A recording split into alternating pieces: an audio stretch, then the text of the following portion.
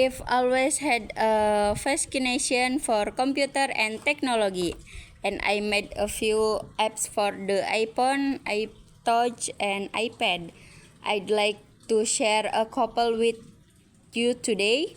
My first app was unique fortune teller called Art Fortune that would display different color of art depending on what your fortune was. My favorite and most successful apps Justin Bieber, which is Justin Bieber book a mall credit because a lot of people at school dislike Justin Bieber a little bit, so this that to make up app, so I want to work programming it, and I released it just before the holidays in 2010.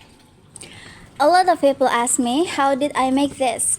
A lot of time it because the person who asks the question wants to make an app also. A lot of kids these days like to play games, but now they want to make them.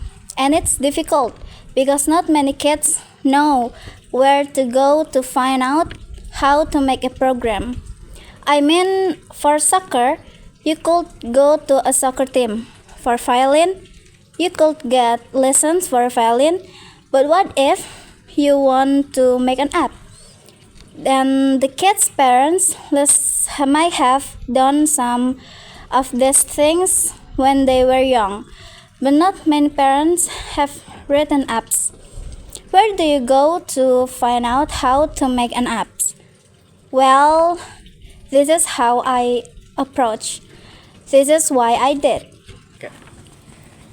First of all, I've been programming in multiple other programming language to get the basic down, such as Python, C, Java, and other. And then Apple released the iPhone, and with it the iPhone Software Development Kit. And the Software Development Kit is a suite of tools for creating and programming an iPhone app. This opened up a whole new world of possibility for me. And after playing with the Software Development Kit a little bit, I made a couple of apps. I made some test apps.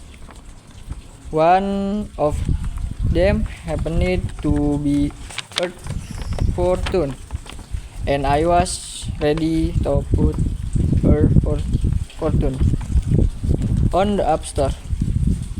And so I persuaded my parents to pay the $99 fee to be able to put my app on the App Store. They agreed, and now I have apps on the App Store. I've gotten a lot of interest and encouragement from my family, friends, teachers, and even people at the Apple Store, and that's been a huge help to me.